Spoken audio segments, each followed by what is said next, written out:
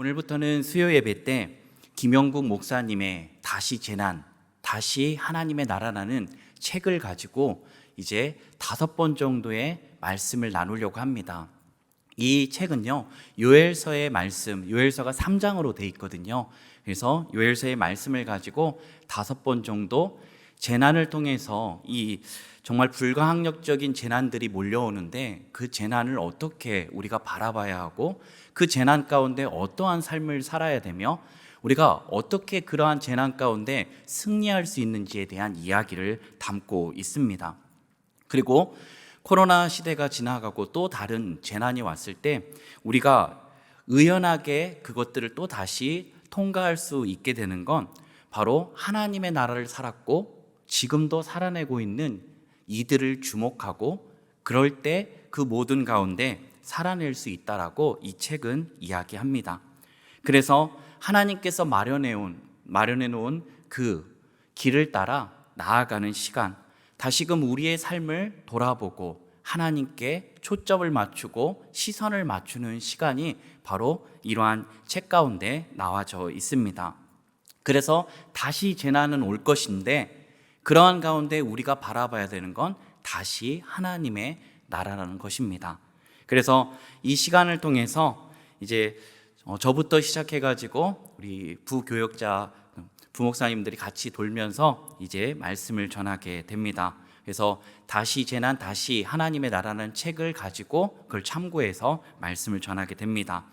요엘서의 첫 시간인 만큼 요엘서를 더 깊이 묵상하기 위해서는 바로 요엘서의 개관을 좀 살펴보기를 원합니다. 요엘의 이름의 뜻은 무엇일까요? 여호와는 우리 하나님이시다라는 뜻을 갖고 있습니다. 이름의 뜻만 봐도 이 말씀이 무엇을 향하고 있고 무엇을 전해줄지를 알고 있는 거죠.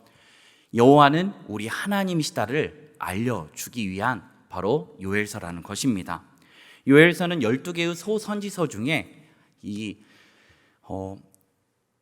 호세아 다음이 바로 두 번째 소선지서의 두 번째 요엘입니다. 그래서 이 요엘서가 뭘 이야기하냐면 바로 요엘서 2장 27절 그런즉 내가 이스라엘 가운데 있어 너희 하나님 여호와가 되고 다른 이가 없는 줄을 너희가 알 것이라.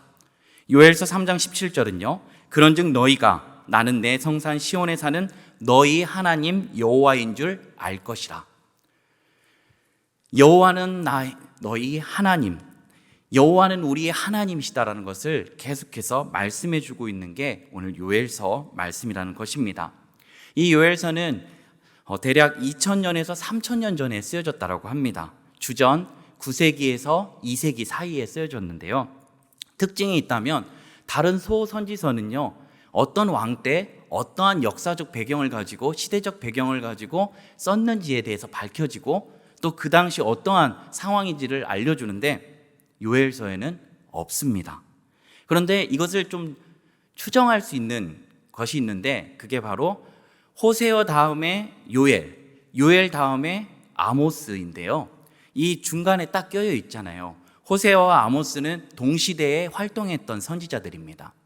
그러니까 이 동시대 때 활동한 이 선지자들과 비슷하게 그가 활동하지 않았을 거냐라고 추정을 합니다. 그런데 어떠한 배경이 있냐면요. 호세아는요, 영적인 간음에 대해서 이야기하죠. 영적인 간음이 무엇입니까? 하나님은 믿고 있어요. 그런데 하나님도 믿고 다른 이방신도 믿고 있다라는 겁니다. 이게 무엇입니까? 하나님과 결혼을 했어요. 언약 관계를 맺었다고요. 그런데 언약 관계를 맺었는데 그가 이제 하나님과 함께 결혼 생활을 해야 되는데 자꾸만 하나님께 대해서 이야기도 안 하고 나 선보러 갈게. 나 다른 여자랑 다음 주에 결혼할게. 라고 하는 거예요. 하나님께서 주신 삶을 온전히 살아야 되는데 영적인 간음, 자신이 마치 그 삶의 주인처럼 살아가려고 그가 지금 이렇게 영적 간음을 행하였다는 것입니다. 아모스서는요, 사회적 불의죠. 그래서 오직 정의를 물같이 공의를 마르지 않는 것 같이 흐르게 할지어다. 바로 이스라엘 나라뿐만 아니라 이방 나라에 팽배되어 있던 사회적 불의, 약자들을 약탈하고 또 괴롭히는 일들이 그 당시에 있었다는 것입니다. 그러니까 요엘서는요, 지금 그러한 영적 간음과 그리고 사회적 불의가 팽배한 가운데 하나님께서 말씀해 주고 있는 것입니다.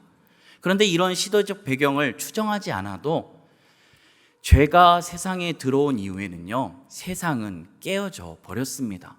죄악으로 관영된 세상은요, 자꾸만 죄악으로 물들고 죄악이 넘쳐나는 세상이 되었음을 우리가 보게 됩니다. 그래서 예레미야서 5장 1절은 이렇게 분명하게 말하죠.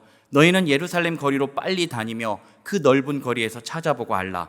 너희가 만일 정의를 행하며 진리를 구하는 자를 한 사람이라도 찾으면 내가 이 성읍을 용서하리라. 그런데 이러한 정의를 행하고 정말 진리를 구하는 자를 찾았나요? 그 한 사람을 찾았나요? 찾지 못했죠. 그래서 예루살렘은 결국 멸망하게 되었습니다. 그런데 요엘서를 묵상하면서 이러한 질문들이 들었습니다. 사랑하는 성도님들은 재난이 오히려 감사한 일임을 혹시 동의할 수 있을까요? 저는 동의가 안 되더라고요. 그렇다면 이것은요, 재난을 주관하시는 분이 하나님이신 거에는 동의하시나요? 네, 한 두 분 정도가 말씀해 주셨는데요. 네, 고난주가 아니라 침묵 수행을 하시느라. 네. 하나님께서는요, 마태복음 10장에 보면요, 10장 29절에 이렇게 말씀합니다. 참새 2마리가 한 아사리온에 팔리지 않느냐. 그러나 너희 아버지께서 허락하지 아니하시면 그 하나도 땅에 떨어지지 아니하리라. 30절은요, 너희에게는 머리털까지 다 세신 바 되었나니 두려워하지 말라. 너희는 많은 참새보다 귀하니라. 사랑하는 성도 여러분, 재난을 주시는 이유는 하나님이 멸하시기 위함이 아닙니다. 기독교 변증가인 C.S. 루이스 목사님은 이렇게 말씀했습니다. 고난은 세상을 불러 깨우는 하나님의 메가폰이다. 고난은 귀가 먼 세상을 향한 하나님의 확성기다 라고 말씀합니다. 오늘 요엘서를 보시기 바랍니다. 어떠한 재난이 닥치고 있습니까? 정말 불가항력적인 일이 일어납니다. 그 재난의 현장에 한번 들어가 볼까요? 4절 말씀을 함께 다시 읽도록 하겠습니다. 팥중이가 남긴 것을 메뚜기가 먹고 메뚜기가 남긴 것을 느치가 먹고 느치가 남긴 것을 황충이 먹었도다. 아멘. 사랑하는 여러분, 팥중이는 뭐고 느치는 뭐고 황충은 뭘까요? 이게 저도 잘 몰랐는데 이게 메뚜기의 종류래요.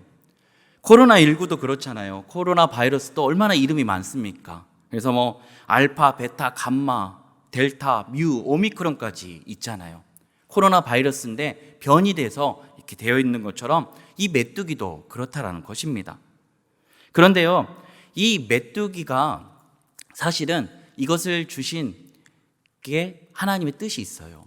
이 히브리 원어를 보면요, 이 팥중이는 자르다라는 뜻을 가지고 있고 메뚜기는 많은 때, 그리고 느치는 급하게 갉아먹는 모습, 황충은 끝장을 낸다. 그래서 이걸 합쳐보면요, 자르고 급하게 먹고 그래서 끝장을 낸다라는 것입니다. 혹시 기억하시나요? 메뚜기가 언제 또 출연을 했잖아요. 언제 출연했죠? 출애굽 10가지 재앙 중에 8번째 재앙이 바로 메뚜기의 재앙이었습니다.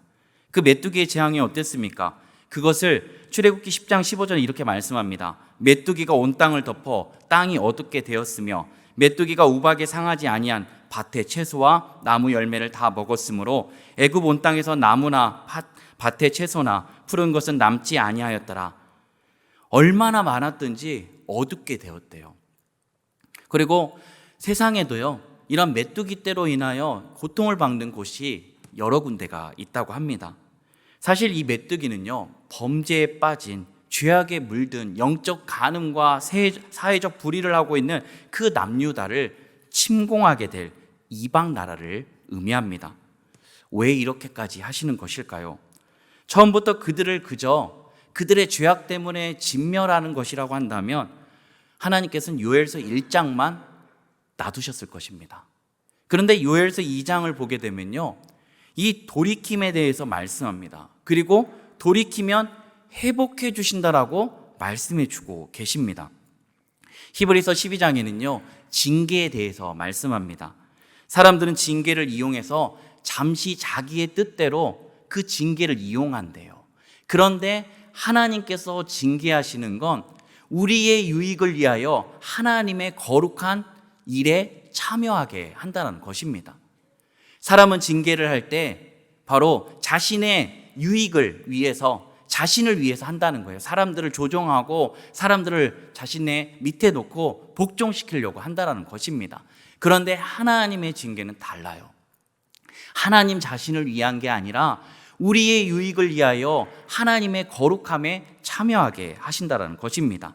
그래서 징계는요, 죄의 늪에 빠진 이들을 지금 그 늪에 빠졌다라고 깨닫게 하는 거, 그리고 늪에 빠졌을 때 내가 그곳을 빠져나오려고 하면 허우적거리면 허우적거릴수록 그 늪에 더욱더 빠져갈 수밖에 없는 거. 그래서 누군가의 도움이 필요한데 그 도움이 바로 예수 그리스도임을 바로 말씀하고 있다는 것입니다. 징계는 다 받는 것이거늘 너에게 없으면 사생자요 친아들이 아니라 라고 말씀합니다. 징계의 이유가 무엇입니까? 그거는 히브리서 12장 11절에 이렇게 얘기합니다. 무릇 징계가 당시에는 즐거워 보이지 않고 슬퍼 보이나 이로 말미암아 연단받은 자들은 의와 평강의 열매를 맺느니라. 아멘. 바로 징계가 그 당시에는 즐거워 보이지 않대요. 슬퍼 보인대요. 그런데 이로 말미암아 연단받은 자들에게는요, 의와 평강의 열매가 가득하게 된다라는 것입니다. 오늘 요엘서를 보시기 바랍니다. 차라리 메뚜기면 상황이 참 나을 것입니다. 단지 먹을 것이 없어지는 거잖아요. 또다시 기르면 돼요. 그런데 메뚜기가 아니에요. 이제 힘센 이방 나라가 나라를 침공하는 겁니다. 그것도 한 나라가 침공이 끝나가지고 이제 좀 숨 쉬려고 하는데 숨쉬기도 전에 또 다른 나라가 침공해요. 더 이상 뭐가 없어요. 계속 반복되는 가운데 이 재난은 죽고 사는 문제로 나아가는 것입니다. 그런데 안타까운 것은 무엇인 줄 아십니까? 영적 상태가, 지금 이스라엘 백성들의 영적 상태가 메뚜기로는 안 되는 지경에 이르렀다는 것입니다. 그래서 인생의 채찍과 인생의 막대기를 가지고 징계하시는 것입니다. 이상한 부모가 있습니다. 한둘이 있어요. 그런데 세상의 어느 부모도 자식을 미워서 징계하는 일은 없습니다. 다 참되거라 바르거라 가르치기 위해 이 징계를 한다는 거죠. 그래서 그 징계의 밑바탕에는 사랑이 있는 것입니다. 사랑하는 성도 여러분, 오늘 이 재난 가운데, 이 징계 가운데 하나님의 사랑이 보이십니까? 하나님의 사랑이 그 밑바탕에 있음을 보이십니까? 그런데 우리는 이러한 사랑을 보지 못할 때가 얼마나 많은지 모릅니다. 다가오는 징계에 담긴 의미를 보지 못하고 불평하고 원망합니다. 왜 나에게만 이러는 일이 일어난 거죠? 그러면서 하나님의 존재까지 부정하는 말을 서슴지 않게 우리는 내뱉을 때가 있습니다. 그렇다면 오늘 이러한 재난과 징계 가운데 우리가 어떻게 해야 될까요?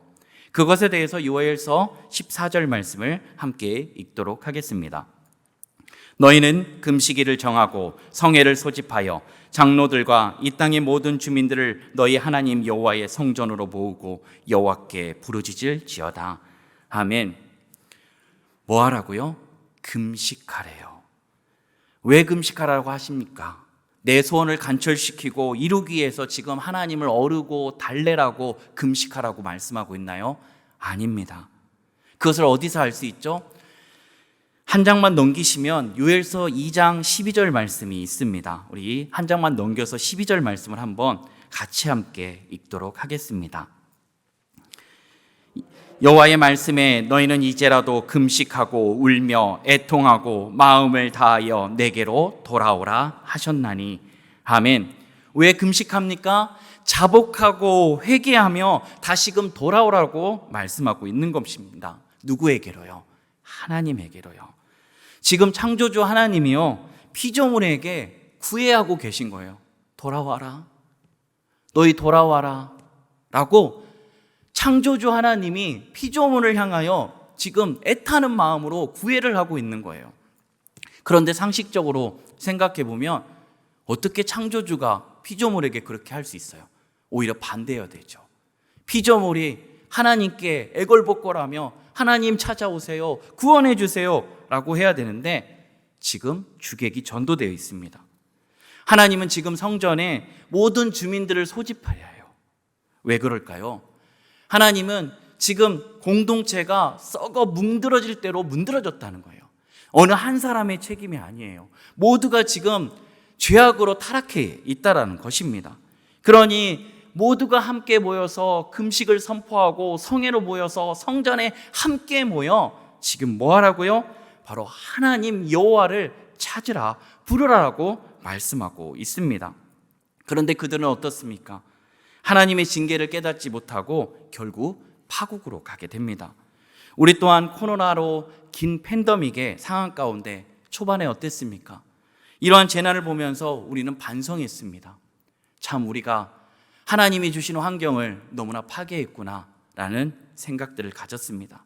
반성했고요. 그리고 그것을 향해 노력도 했습니다. 그런데 또한 어떤 일이 일어났죠? 예배당에 나와서 예배 드릴 수 없는 초유의 사태가 벌어집니다. 일제 강점기나 6.25 전쟁에도 예배는 멈춰지지 않았대요. 그런데 예배가 멈춰지는 일이 발생한 겁니다. 재난이 닥치고 상황이 이제 그렇게 심상치 않게 돌아가고 있는데 어떻게 되고 있어요? 지금 이스라엘 백성들의 모습이라는 거예요. 5절 말씀을 함께 읽도록 하겠습니다. 취하는 자들아 너희는 깨어 울지어다. 포도주를 마시는 자들아 너희는 울지어다. 이는 단 포도주가 너희 입에서 끊어졌음이니. 아멘. 재난이 닥쳤는데 누군가는 취한 자들이 있다는 거예요. 어떤 이들이 취했어요? 어떤 이들이 포도주를 마셨나요? 그들은 기득권을 가진 자들이었습니다. 잘 살고 있는 이들이었어요. 그런데 하나님은 지금 잘 살고 있는 그들에게도 동일하게 경고하고 있는 것입니다. 깨어 울으라. 지금 이러한 재난이 일어났는데 너희가 지금 먹고 마시고 있느냐? 그런데 점점 이러한 상황에 그들은 적응하는 것을 보게 됩니다. 적응했지만 이제 그것조차도 얼마 가지 않는 것을 보게 됩니다. 근데 우리는 어땠나요? 코로나 상황 가운데 점점 이제 예배당에 나와도 그 수고를 하지 않아도 집에서 편하게 예배를 드린다고 생각합니다. 집에서 배달 음식 시키고요. 재미있는 동영상을 시청하면서 이거 너무 좋다라고 하나님이 주신 이 재난의 의미를 점점점 그 의미를 잊어버리고 살아가고 있다는 것입니다. 불가항력적인 재난이 덮치면 사람들이 정신 차리고 하나님께 더 매달릴 것 같지만 그렇지 않다는 거예요. 실제로는 예배가 무너지고 영성이 고갈되는 일이 비일비재하게 일어났다는 것입니다. 그러므로 오늘 하나님께서 이 재난을 주신 것은요, 깨닫고 돌이키려는 거예요. 왜요? 지금 사망의 음침한 골짜기로 가기 때문입니다. 사랑하는 성도 여러분, 우리를 향하신 하나님의 마음을 보셔야 합니다. 사순절 절기를 주신 이유가 무엇입니까? 우리가 예수 그리스도 고난주간에만 사순절만 반짝 예수 그리스도를 바라봅니다. 그때만 우리를 위하여 그 골고다 언덕길을 오르신 그 예수님을 바라본다는 거예요. 그리고 나서는 이제 잊어버려요. 우리의 고난도 끝났다라고 잊어버려요. 우리가 어떻게 구원받았는지 잊어버려요. 말씀을 보지 않아요. 기도하지 않아요. 찬양하지 않아요. 십자가를 봐도 마음이 움직이지 않아요. 눈물이 나지 않아요. 그렇게 우리는 하나님이 선물로 주신 영생을 누리는 삶을 놓치며 포기하며 살아가고 있다라는 것입니다.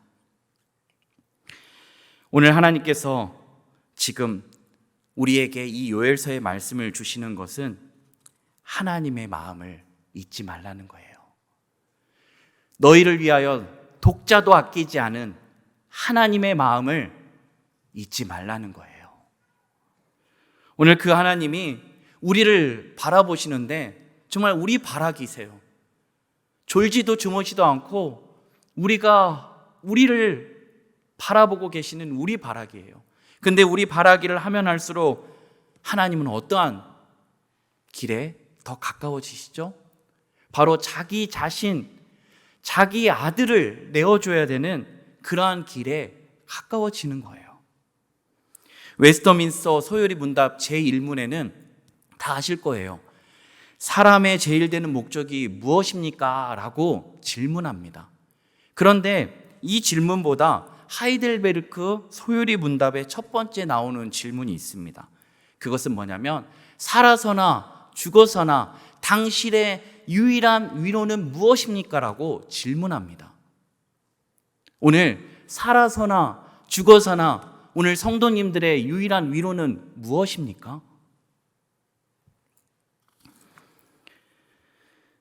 오늘 위로, 유일한 위로 때요. 이 위로는 영어로 컴포트입니다. 합성어인데요. 이 컴이라는 게 함께 아니면 뭐뭇을 가지고라는 뜻을 가지고 있어요.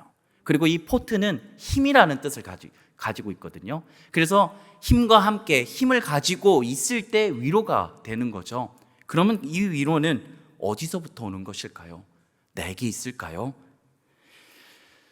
제가 알고 있는 스네일피쉬라는 물고기가 있어요. 이 물고기가요, 바닷속 깊은 곳에 살아갑니다. 그런데 이 물고기가 사는 이 심해가 깊이가 어느 정도냐면 대략 7,600m예요. 네, 감이 안 오시는 것 같은데요. 일반 잠수함이 이 자망할 수 있는 깊이가 150m입니다. 그리고 최첨단 핵 잠수함이 이 물 잠수할 수 있는 깊이가 500에서 700m거든요. 최대로 해야 700m예요. 그런데 이 스네일피쉬는 7,600m를 살아갑니다. 그런데 얘의 모습을 보여줄 수 있으면 좋은데 제가 준비를 못했는데요. 얘가 굉장히 야리야리하고 약하게 생겼어요. 근데 7,600m는요, 물의 압력이 어마어마합니다. 이것을 이제 환산했을 때 어느 정도냐면요, 모닝차가 여기 있다고 생각해 보셔요. 모닝차가 있는데 거기에 다 자란 코끼리 1,600마리가 올라가는 거, 그 압력입니다. 그 정도야 할 수 있지라고 생각하시는 것 같은데요. 네. 모닝, 네. 에 1,600마리의 다 자란 코끼리.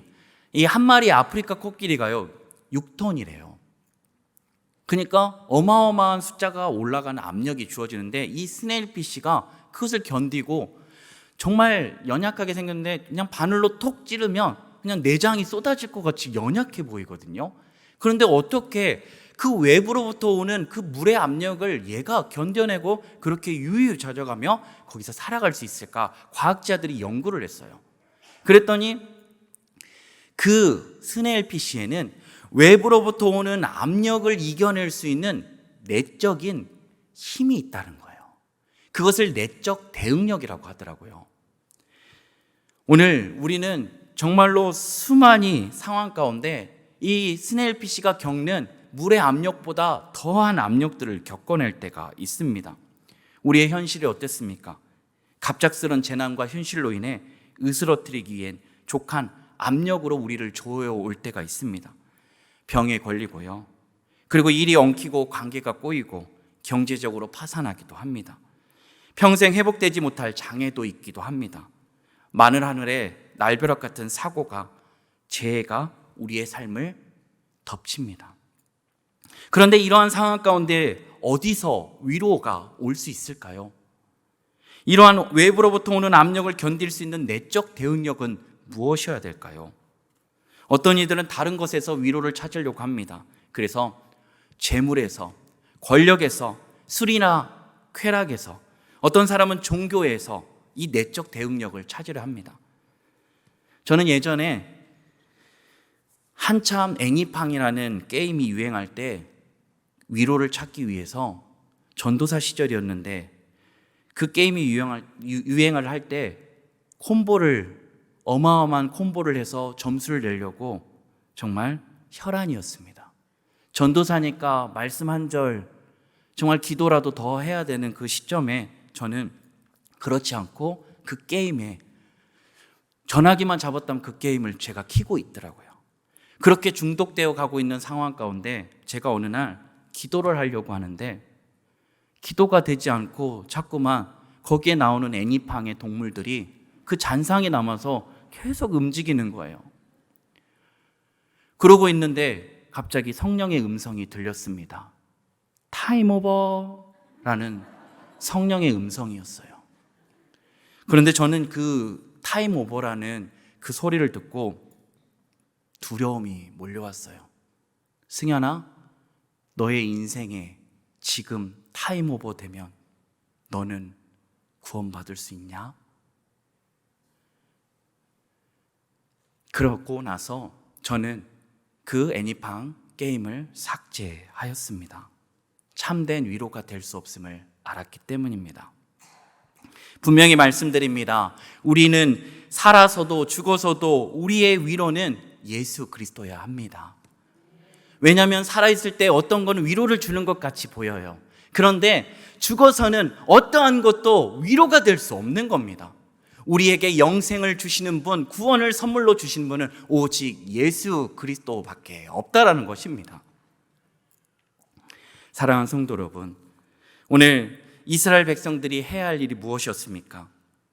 영적인 간음과 사회적 불의로 얼룩져져 있는 그들 가운데 이제는 금식을 선포하고 성회로 모여서 여호와를 찾는 것입니다. 여호와께 부르짖는 거예요. 그래서 결국 요엘서가 우리에게 주는 교훈은 무엇입니까? 진짜 재난은 눈에 보이는 게 아니라는 거예요.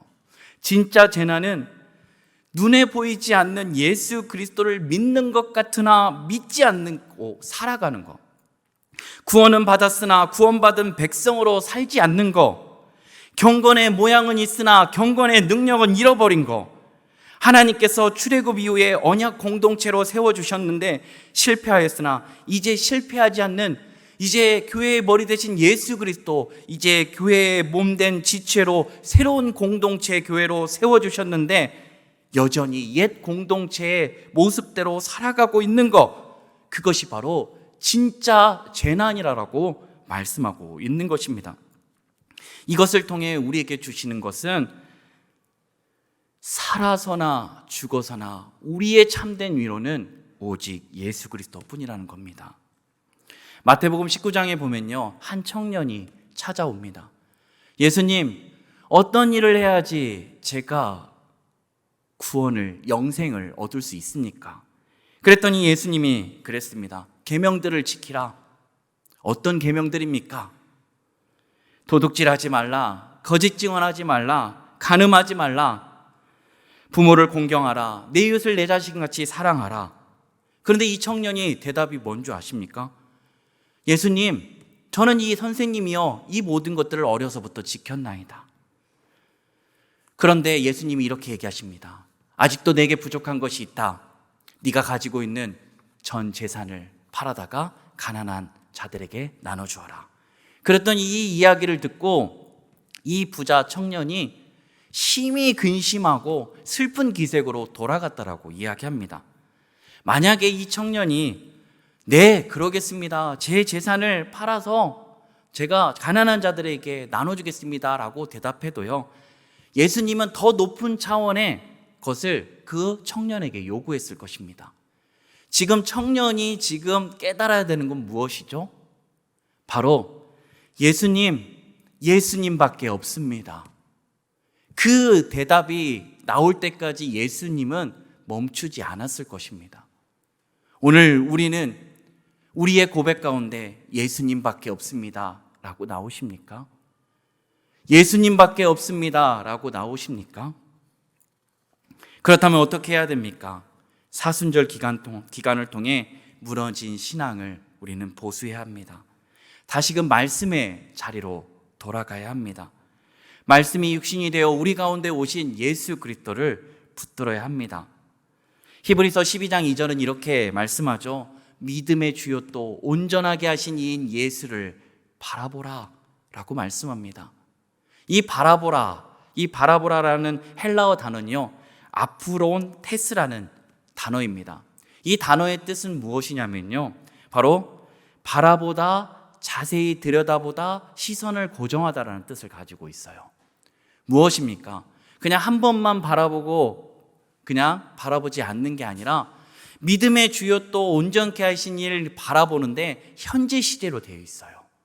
계속해서 바라다보고 자세히 들여다보라는 거예요. 그리고 너의 시선을 고정하고 예수님께 나아가라는 것입니다.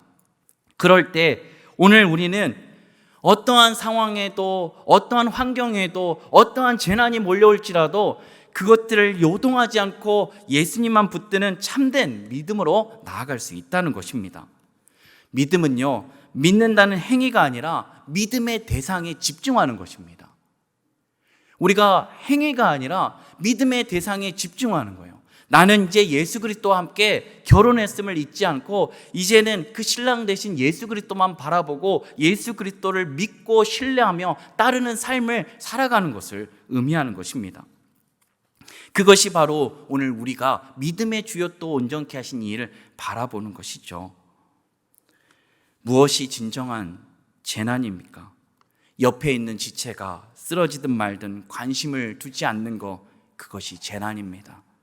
나의 것은 소중하게 여기며 다른 사람의 것은 소중히 여기지 않는 것이 재난입니다. 나만 알고 남은 모르는 것이 재난입니다. 가장 큰 재난은 예수님을 다 안다고 하는 착각이며 예수님을 놓쳐버리고도 붙잡은 것 같이 사는 것이 재난입니다. 사랑하는 성도 여러분, 오늘 요엘서가 주는 것이 무엇입니까? 예수님을 붙들래요. 예수님만이 우리의 모든 것 되심을 고백하며 살아가래요. 그래서 예수 그리스도께서 오늘 주시는 건 주님의 마음을 본받는 자, 주님으로 사는 자에겐 그 마음의 평강이 찾아온대요. 험한 세상을 이길 힘이 이로부터 남이래요. 그리고 주못은 내 눈에 안 보여도 그 음성 내 귀에 안 들려도 내 영혼 날마다 주를 만나 신령한 말씀을 배우는 것. 하나님을 사랑하면 살아갈수록 어떻게 될까요? 제가 지었던 죄들이 역겹게 느껴집니다. 하나님을 사랑하면 사랑할수록 우리는 더욱더 하나님께 더 가까이 나아갈 수 있는 것입니다. 오늘 하나님은 우리를 지성소 삼으셨습니다. 오늘 뒤에 이 그림이 있는데요. 이게 무슨 그림인지 다 아실까요? 이 그림이 지금 휘장이 찢겨진 겁니다. 근데 휘장 사이로 보면 저기에 푸른 초원이 있고요. 맑은 것이 있습니다. 휘장이 찢어졌어도 만약 저기에 풀무불이 막 불불 타 있고 그런다고 생각해 보십시오. 얼마나 간담이 서늘합니까? 그런데 오늘 예수 그리스도를 통하여 열린 삶의 문이 열렸는데 그것은 생명의 길이고 정말 더 이상 죄와 사망이 권세가 차지우지 못하는 그러한 놀라운 삶을 허락해 주셨다는 것입니다. 골고다 언덕길을요, 해골의 곳이라고 이야기합니다. 그 골고다 언덕이 해골의 모양을 닮았대요. 그런데 그 해골의 모양을 닮아서 거기에 이름을 골고다라고 했는데요. 이 골고다의 이 언덕에 십자가가 꽂혔을 땐 어떻게 됐나요? 예수님이 달려 돌아가신 십자가가 꽂혔고, 그리고 그곳에 이제 예수 그리스도께서 우리를 위하여 흘리신 보혈이 흘렀을 때는 어땠나요? 그것은 더 이상 해골의 곳이 아니었습니다. 그것은 회복의 곳이 되었고 생명이 넘치는 곳이 되었으며 구원의 곳이 되었다라는 것입니다. 사랑하는 성도 여러분, 오늘 우리가 이 요엘서의 말씀을 통하여 다시 한번 깨달아야 되는 건 우리에게 정말 수많이 몰려오는 여러 가지 힘든 일과 아픈 일들, 괴로운 일들, 근심들, 걱정들 정말 참으로 많이 몰려올 것입니다. 그런데 그 가운데 우리의 참된 소망이 되시며 우리가 계속해서 붙들고 살아야 될 분이 누구시냐면 바로 예수 그리스도임을 말씀하고 있는 거예요. 그러니까 우리가 말씀을 볼 때도요, 자꾸만 다른 거 보지 마셔요. 말씀을 볼 때도 그 예수 그리스도를 보셔야 합니다. 이번에 세례 교육을 하는데요, 성경의 주제가 무엇이냐? 6글자예요. 예수 그리스도예요. 그거를 짧게 3글자로 줄이면 예수님이에요. 그런데 우리는 말씀을 보면서 자꾸만 다른 걸 보려고 합니다. 전도할 때 우리 어떻게 전도하죠? 예수 믿으면 복 받습니다. 네, 저도 복 받는 걸 경험한 사람입니다. 복 받습니다. 그런데 예수님 믿으면 안 되기도 합니다. 힘든 일도 있습니다. 어려운 일도 있습니다. 그런데 우리가 그렇게 배워왔다는 거예요. 예수님 믿으면 복 받는다라고. 그런데 그 복이 뭔데요? 그 복이 우리가 생각하는 복 아닙니까? 잘 살고 잘 먹는 그 복 아니었습니까? 그런데 하나님이 주시는 복은요, 참된 복은 바로 죄와 사망으로부터 이제 사망이 내정되어 있는 자들, 이젠 죄의 싹슨 사망으로 치닫고 있는 자들에게 하나님께서 자신의 아들을 내어주심으로 말미암아 우리를 구원해 주셨다라는 것이 바로 복이라는 겁니다. 그것이 복음이라는 거예요. 그 복음이 들려져야 되는 겁니다. 오늘 말씀해 보니까요, 너희는 이 일을 너희 자녀에게, 그리고 그 자녀는 자신의 자녀에게, 또 후대에게 알려주라고 합니다. 오늘 우리가 그렇습니다. 자녀들이요, 좋은 대학 가고 좋은 직장에 취업하면 자녀들의 신앙이 무너져 있든 신앙을 떠나 있든 상관없이 마치 복을 받은 것처럼 착각해요. 아닙니다. 먼저는 무엇이어야 됩니까? 바로 자녀들이 정말 마땅히 세대에서 세대로 이어져야 될 복음이 잘 증거되고, 그 복음이 잘 증거되셔서 우리의 삶 가운데 예수 그리스도로 구주로 삼고 또 주인으로 삶는 삶이 온전히 선포되어지는 그 삶이 우리 자녀들에게 전해지고 또 그 은혜가 계속해서 이어져야 합니다. 그런데 요엘서를 보니까 이어지지 않았다는 거예요. 사랑하는 성도 여러분, 오늘 우리가 예수님께서 우리를 구원해 주신 그 놀라우신 소식을, 또 이제는 우리가 죄로 말미암아 좌지우지되고 그러한 삶이 아니라 이제는 하나님의 사람으로 온전하게 하셨으며 우리를 선한 일을 행할 능력을 갖추게 하셔서 그렇게 살아가게 하시는 그 하나님의 놀라운 새로운 삶, 그런즉 누구든지 그리스도 안에 있으면 새로운 피조물이라, 이전 것은 지나갔으니 보라 새 것이 되었도다. 그렇게 우리를 위하여 자기 자신을 버리신 하나님의 아들을 믿는 믿음 안에 살아가는, 그래서 나는 죽고 내 안에 예수 그리스도께서만 사시는, 그리고 우리의 삶을 통하여 주님만 영화롭게 되는 놀라운 은혜가 있게 되길 간절히 바랍니다. 기도하겠습니다.